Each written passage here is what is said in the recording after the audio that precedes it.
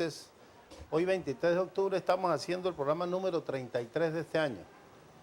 Tenemos como invitado especial al historiador Mario Javier Pacheco. Vamos a hablar un poco de historia, culturizarnos un poco, gracias a su gran conocimiento en ese tema. Y tenemos un tema especial, ya que se está conmemorando los 100 años del natalicio de Lucio Pavón Núñez. Y vamos a conocer un poco más de ese gran personaje de nuestra provincia de Ocaña. Y quién mejor que Mario Javier para que nos aclare mucho sobre la historia real de vida de nuestro gran representante Lucio Pavón Núñez, quien no solamente nos representó en el norte de Santander como gobernador, fue representante a la Cámara, fue gobernador, fue embajador, es decir, es de las personas que dentro de la historia de estos 100 años tal vez ha sido una de las más importantes en la provincia de Ocaña. Sin más preámbulo, Mario, muy buenas tardes. Buenas tardes, Iván. Muy grato estar aquí contigo ante los ocañeros. Bueno, Mario, yo sé que vos sos un personaje de la historia de Ocaña muy importante y te defendés mucho en lo escrito. Hoy lo va a ser hablado y sí, también en la oratoria es muy bueno. Lo que más queremos es que le dictemos como una clasecita de historia a nuestra gente para conocer detalles que de pronto no conocemos con relación a la vida y obra de Lucio Pavón Núñez. Claro que sí, Iván, con mucho gusto. Pues efectivamente el día 21 celebramos los centenarios, 100 años del nacimiento de el ocañero de Villacaro y de Convención, que finalmente pues encontró la partida de bautizo y terminó un poquito esa polémica. Sabemos que es ocañero de Convención, Lucio Pavón Núñez, como decías, Iván, representante a la Cámara, diputado, senador, embajador, ministro plenipotenciario, ministro de Gobierno, ministro de Guerra, ministro de Educación y finalmente rector de la Universidad de la Gran Colombia. Fue historiador, fue filólogo, fue literato, fue político, un hombre absolutamente polifacético, el doctor Lucio Pavón Núñez, y gracias a su pasión por la literatura y las bellas artes, tuve la fortuna de su cercanía cuando yo era director de la Escuela de Bellas Artes de Ocaña, siendo yo un joven que hoy envidio, porque ese joven no tenía canas, tenía toda la fuerza del mundo, estaba comenzando a vivir y el Gloria sea de Uribe me nombró a los 25 años director de Bellas Artes. Entonces Pavón Núñez me mandó llamar un día al Club Ocaña porque quería conocer la persona que estaba al frente de esa institución a la cual él le había dado el apoyo con Jorge Pacheco Quintero cuando la construyó y había sido fundador de la Biblioteca de Autores Ocañeros, que ya va en el tomo número 20, una obra portentosa de Lucio Pavón Núñez con Ramón Francisco Sánchez Arévalo y con Jorge Pacheco Quintero. Ese tiempo me permitió ser testigo de su carácter, ser testigo de su audacia, ser testigo de su inteligencia y de su liderazgo. Pavón Núñez fue un hombre satanizado. Como todo hombre público, llevaba en su interior un demonio y un santo. Dependiendo de la imaginación del pueblo y del impacto de sus decisiones, que fueron bastante difíciles y complicadas en una época donde el corte de franela y el degollamiento estaba de moda por el trapo rojo y el trapo azul. O sea, a la gente se le mataba por ser liberal y conservador. Esa fue la época de Lucio Pavón Núñez. Difícil. Una época supremamente complicada, supremamente difícil. ¿Tú recuerdas cuando recién nombrado gobernador en 1949 dio aquella orden de imponer el orden en el Carmen? Lo hemos leído, no nos acordamos, Mario. Sí, tienes razón. Lo hemos leído, no nos acordamos. No nos acordamos, pero nos acordamos un poquito de las lecturas. Ah, eso sí. Mario. Y verdaderamente fue una orden bien polémica, Iván. Fue una orden polémica porque la tomaron una serie de personajes bandidos, ladrones especialmente conservadores, y es mi partido, pero tengo que reconocerlo. El Carmen es un municipio precioso, municipio patrimonio universal por su belleza. El Carmen es el corazón rojo, liberal de tiempo completo, tan liberal que en el año de 1948 fue escogido por Gaitán para visitarlo, Jorge Eliezer Gaitán, y les dijo, vea, yo voy a ser presidente de Colombia y voy a regresar al Carmen como presidente de Colombia. Se fue para Bogotá y a los 6 meses lo mataron. Entonces regresó al Carmen, pero regresó convertido en una estatua espectacular que los carmelitanos sacaron plata de donde fuera, y en esa época las estatuas no estaban de moda, era una época de muchísimas dificultades inclusive para hacer estatuas, y el Carmen trajo su estatua de Gaitán. Cuando Lucio Pavón Núñez da la orden de entrar al Carmen, la da con justa causa, con justa razón. Aquí había dos bandas que merodeaban por toda la zona.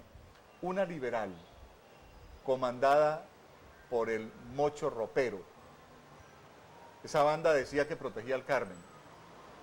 Y había una banda conservadora, que en un rato les digo el nombre de quien la comandaba.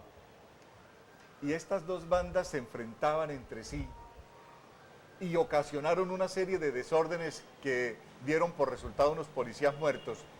Entonces el gobernador dijo, pongan orden en el Carmen, la policía tiene que entrar al Carmen, el Carmen es territorio nacional.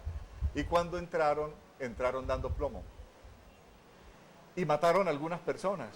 Eso fue el 16 de noviembre de 1949. Y el 17 de noviembre en camiones llegaron bandoleros o delincuentes, porque no se les puede llamar de otra forma, desde Convención y desde Ocaña, para ir a matar y a robar al Carmen. De ahí salió aquella cosa de a robar al Carmen. ¿Y qué pasó? Pues la masacre dio por resultado en esos días, entre el 16 y el 25 de noviembre, una 70 más o menos, 70 cadáveres, muchas mujeres violadas y el pueblo incendiado y saqueado. Esa era la época de Pavón Núñez, una época supremamente difícil entre liberales y conservadores. El Tiempo se incendió, lo incendiaron.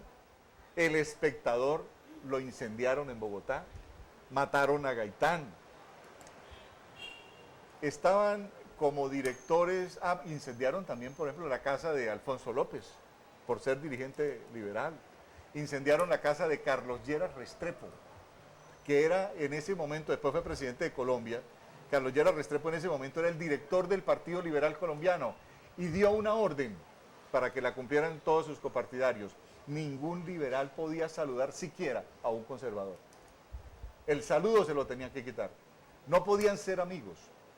Si el conservador estaba en la familia, sáquelo. Así fuera familiar. Así eran los odios. Álvaro Gómez Hurtado, por su parte, en El Siglo, atizaba la hoguera en un editorial que leí y con mucha curiosidad, en la que decía en 1949, el país tiene que acostumbrarse a presidentes conservadores por lo menos hasta el año 2000. Estábamos hablando del año de 1949.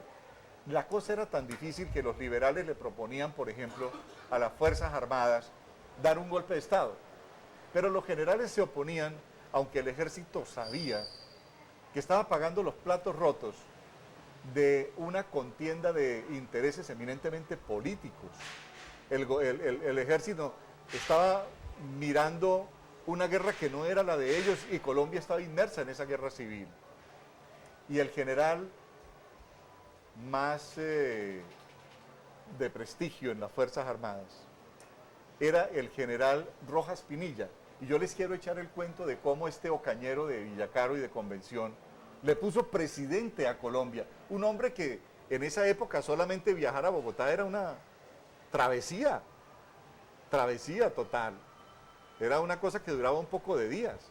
Y ese muchacho se fue para Bogotá y estudió Derecho en la Javeriana y después llegó a todos estos cargos y no fue presidente de Colombia porque no quiso. Pero les echo el cuento. El general Rojas Pinilla estaba como el general más prestigioso, pero el doctor Laureano Gómez Castro, de ascendencia ocañera, que andaba siempre con el agua de la Virgen que le llevaban. Bueno, ahí te interrumpo, Sí, perdóname. claro que sí. ¿Pudo la familia Gómez ayudar un poco a Lucio Pavón en esa época por ser ocañero y llegar Lucio Pavón allá? ¿Tendría alguna ayuda desde ese punto de vista? Sí, definitivamente. Definitivamente, porque aquí acordémonos que Lucio Pavón Núñez fue compañero de derecho de Álvaro Gómez Hurtado. Y cuando Laureano fue presidente, era el presidente, entonces Álvaro Gómez Hurtado iba a sus estudios, a la casa y su papá lo veía, pero lo veía y le causaba interés por una razón, porque Lucio Pavón Núñez fue un hombre que, como era tan extremadamente pobre, él pidió empleo de bibliotecario en la Universidad Javeriana para poderse pagar de ahí los estudios. Y le dieron el empleo porque lo vieron como un hombre supremamente dinámico. Y cuando Laureano Gómez supo que ese muchacho era de Ocaña y que era un hombre muy inteligente, porque la tesis fue laureada y todas estas cosas, entonces lo llamó a participar del gobierno. Y muy jovencito fue nombrado ministro. Él era muy joven cuando pasaron todos estos sucesos. Por eso Laureano y los Gómez, Álvaro Gómez y etcétera, no quisieron nunca, ni a Pavón ni a su memoria, porque dicen que Pavón lo traicionó. Pero es que los acontecimientos se dieron de coyuntura. Como les decía, se fue el general Rojas para su finca de Melgar, lo querían destituir, porque Laureano no lo quería. Primero lo mandó por fuera del país para evitar su presencia. Entonces lo mandó de agregado cultural, agregado militar a Washington. Pero se le acabó el tiempo. Entonces regresó. Entonces, ¿qué hacemos? Lo mandaron para Guatemala. Entonces en Guatemala duró también unos meses y regresó a Colombia en 1952 y Roberto Urdaneta Arbeláez lo asciende a teniente general del ejército. Pero lo querían sacar, eso era un secreto a voces. Se le dio a Laureano Gómez la posibilidad de sacarlo cuando capturan a un industrial, Felipe Chavarría, y lo torturan y le echan la culpa a Rojas. Entonces, dijo, ahí es donde está la forma de sacarlo. Laureano Gómez sufre un derrame cerebral. Tiene que abandonar el poder, pero deja de encargado a Roberto Urdaneta Arbeláez como presidente encargado. Deja y a sus hijos, Álvaro Gómez Hurtado y Enrique Gómez Hurtado, como emisarios para que estar en manera permanente en contacto y él no perder los hilos del poder. Y de esa forma estar enterado de todo lo que sucede y estar mandando mensajes de qué era lo que él quería y cuáles eran las órdenes que daba. Entonces, el día 12 de junio, el general Rojas viaja a Melgar, a la finca. Al mismo tiempo, el Laureano Gómez piensa que el fin de semana es bueno para destituir a Rojas. Como cuando a uno le alzan la gasolina ahora, que los viernes le pegan el sablazo y el lunes ya no hay nada que hacer. Ya amaneció uno con la gasolina subida. Como las obras que se hacen en Ocaña. Cambiar la puerta el domingo, que ya el lunes no hay nada que hacer. Ya el lunes no hay nada que hacer. Exactamente, eso quiso hacer Laureano. Entonces mandó en las horas de la tarde del día 12, cuando Rojas Pinilla se fue para la finca, mandó a Álvaro y Enrique Gómez Hurtado a hablar con Roberto Urdaneta y con Pavón, que era el ministro de Guerra, para que destituyera a Rojas. Entonces los dos se negaron. Pavón dijo que no, Roberto Urdaneta Arbeláez dijo que no. Entonces Álvaro Gómez y Enrique Gómez se volvieron furiosos, molestos, hasta donde estaba su papá enfermo, que era la hacienda, la finca de la Torcoroma que yo conocí, en Fontibón. Torcoroma, o sea, era un ocañero, Laureano Gómez le quería Ocaña. Y por eso le puso el nombre a su finca. Y entonces, al día siguiente, a las 9:30 de la mañana, llegó Laureano Gómez a Palacio, enfermo y todo. Destituyó inmediatamente a Roberto Urdaneta Arbeláez porque no había querido sacar a Rojas. Convocó a un consejo de ministros y le dijo a Pavón Núñez, como está acordado, emita, redacte y firme el decreto de destitución de Rojas. Entonces le contestó, y esto es textual, porque yo estuve leyendo el relato que hizo Pavón en ese momento. Dijo, no, pues se dirigió a mí me dijo, firme el decreto. Y yo le dije, mire, señor presidente, yo no puedo obedecer esa orden, ya yo no soy ministro. A mí me nombró Urdaneta y yo ya le renuncié a Urdaneta. Entonces, señor presidente, dejemos esto. Yo no soy ministro, así que me voy. Buenas tardes. Solamente esa fue la intervención de... Quedó el presidente Laureano, bueno, ¿qué pasó aquí? ¿Cómo así? Que este muchacho, ahijado, lo que quiera, amigo, me haga esto. Entonces, Jorge Leiva estaba sentado y le dijo, Jorge Leiva, vea, ya que no tenemos ministro de guerra, asuma usted el ministerio de guerra y fírmele la destitución a Rojas. Entonces Jorge Leiva, pues contento, dijo, no, pues es que Rojas de perfil es un mamarracho, el general eso vale 5. Trácate, le firmó el decreto de destitución y en ese momento se fue Pavón a hablar con Roberto Urdaneta, el presidente de puesto, y se fue a hablar con el presidente Mariano Ospina Pérez, que estaban reunidos, y otros conservadores que estaban ahí, Alzate Avendaño, otros conservadores. A las 2 en punto de la tarde, una avioneta sobrevuela 3 veces la finca de Melgar, que era la orden que había dado Rojas, en caso de que la situación se agravara y tuviera que estar en Bogotá inmediatamente. Entonces, la avioneta sobrevoló las 3 veces y el general, según María Eugenia Rojas, recibió una llamada de Alfredo Duarte Blum, el general, y le dijo, véngase urgente, todo lo que está pasando, véngase. Entonces, el general fue hasta Flandes, cogió la misma avioneta que había sobrevolado, se vino a Bogotá al batallón Caldas y llamó enseguida a Roberto Urdaneta. Le dijo, vea, doctor Urdaneta, el ejército lo respalda, a usted no lo pueden destituir de presidente de la República, asuma nuevamente sus funciones. Ya Laureano está enfermo, Laureano no puede seguir mandando en este país. Entonces Roberto Urdaneta le dijo, no, general, el presidente constitucional es Laureano Gómez. A mí me nombró Laureano Gómez y si me destituyó, no hay nada que hacer. Si Laureano renuncia, yo asumo nuevamente el poder. Pero si él no renuncia, yo no tengo nada que hacer acá.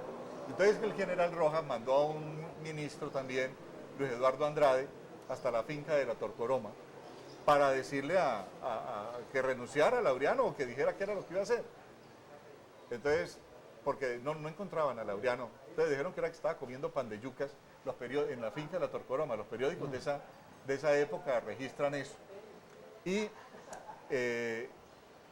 regresó Luis Eduardo Andrade, y le dijo, mi general, el doctor Laureano Gómez le dice que no renuncia si es para que Urdaneta asuma el mando de la presidencia, que si acaso renuncia para que usted coja el mando. Pero Rojas no pensaba en un golpe militar. Rojas no pensaba en ser presidente, sino en defender su puesto. Rojas no había pensado en eso. El otro estaba escondido, Laureano en la finca de Torcoroma, comiendo pan de yucas, como decía la prensa. Roberto Urdaneta no quería. El único que tenía clara la situación en ese momento era nuestro paisano, Lucio Pavón Núñez. Entonces, ¿qué hizo Lucio Pavón?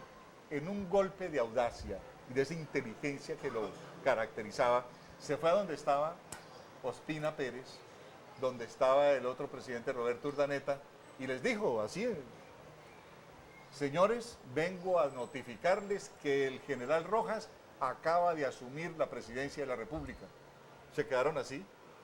Entonces Ospina Pérez, que entre todas las vainas le convenía la cosa, dijo, no, pues, ante un hecho cumplido, no hay que hacer más, aceptémoslo, no hay nada más que hacer. Entonces se vino corriendo, el general Rojas no sabía nada. Se vino corriendo hasta la oficina donde estaba, y Ospina y Urdaneta lo seguían, y le dijo, lo abrazó y le dijo, general Rojas, primero que todo vengo a felicitarte y en segundo lugar a decirte que aquí vienen el expresidente Roberto Urdaneta y el expresidente Ospina Pérez a reconocer que eres el nuevo presidente de Colombia. Para Rojas fue una sorpresa, se quedó mudo, no sabía qué hacer, se quedó callado, y Berrío, el general Berrío que estaba con él, empezó a aplaudir y todo el mundo empezó a aplaudir, y ahí quedó configurado el golpe de Estado, que no fue un golpe de Estado, fue un golpe de la inteligencia y de la audacia de nuestro paisano Lucio Pavón Núñez, que le puso presidente a la Colombia de 1953. Muy interesante, No, Mario. bastante Esa interesante. parte, pues por lo menos aquí los ocañeros no lo conocíamos, cómo había sido realmente lo que ha pasado. Importante también las aclaraciones que se hicieron en torno a lo que pasó en el Carmen, Sí. que siempre yo digo, una violencia que no la cree uno que en esa época se hubiera dado cuando eran los políticos, la gente que manejaba el país, se caracterizaba por ser muy intelectuales. Totalmente. Y ser muy humanistas y no saber cómo manejar ese tipo de circunstancias, ¿no? Que al final se dieron, ¿no? Es decir, de pronto los militares tenían mucha fuerza en el manejo de las cosas del país para que se dieran al final mucho desmán, digámoslo así. Iván, ayer antier nos visitó el gobernador, el doctor Lucio Antonio Pavón, una serie de personajes. Hubo alguna polémica en mi intervención cuando yo le dije al gobernador que en lo único que no estaba de acuerdo con el doctor Lucio Pavón Núñez era en haberse opuesto a lo que él mismo impulsó en un momento dado, que era el departamento Caro, que era la independencia de ser nosotros bueno, un nuevo ¿y cómo departamento. nació esa idea del departamento Caro? ¿La inició Lucio Pavón Núñez? Sí, ¿O fue la gente de aquí de Ocaña la que realmente la impulsó? Y él de pronto recibió el mensaje de la población. Recuerda que nosotros fuimos departamento en 1849, fuimos la provincia de Ocaña, que era un departamento. Hoy no somos ni siquiera provincia, eso es de mentiras, no existe. Cuando éramos departamento teníamos nuestro gobernador.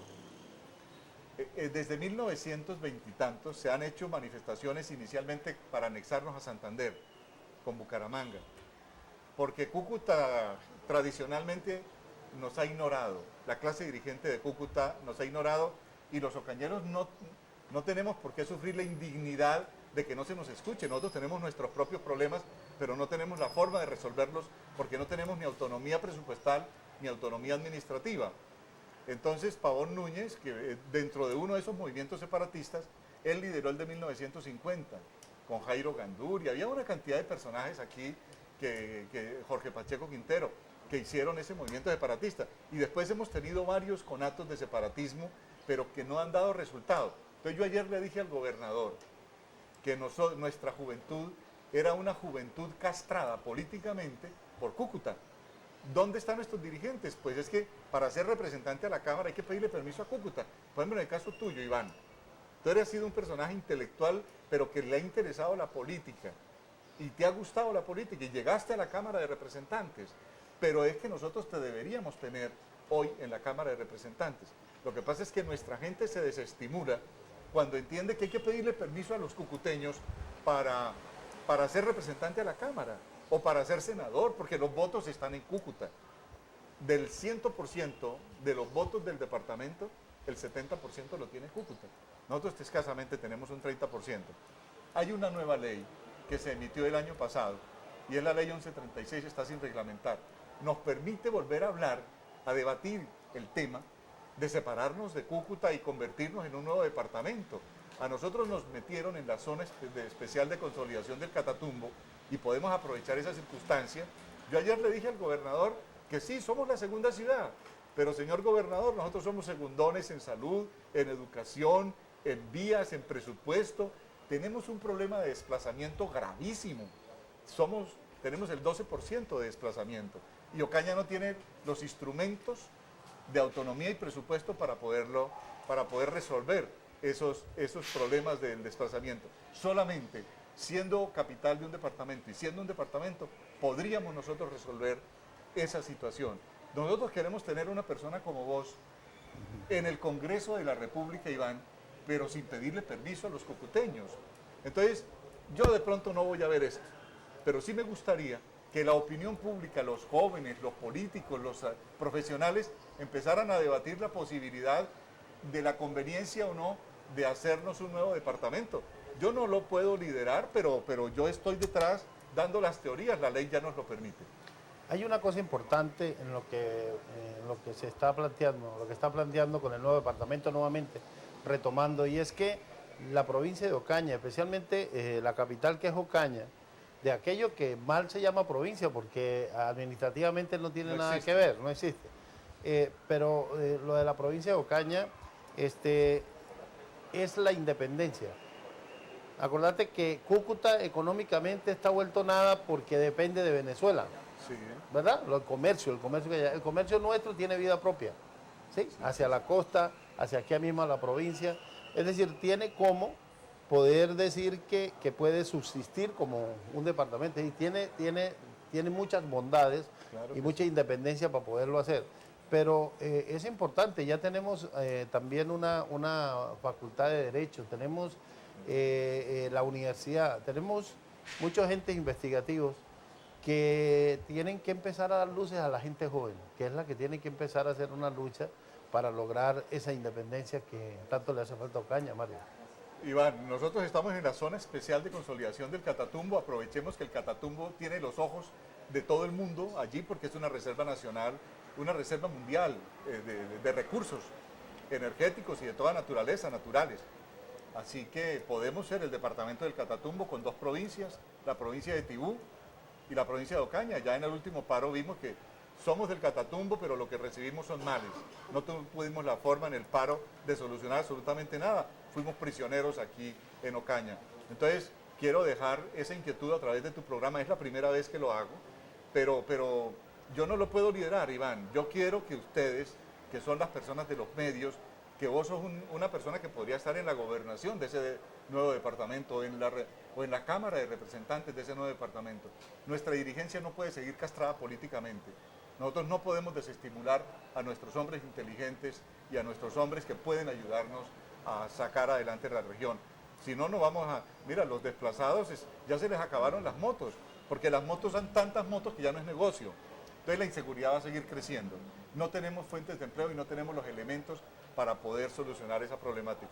Solamente siendo independientes, teniendo autonomía presupuestal y autonomía administrativa, con un departamento que se llame Catatumbo o como se quiera llamar, podemos nosotros salir adelante. Sí, mire que ahora que hablo del Catatumbo, el Catatumbo en sí solo quiere su propia independencia administrativa.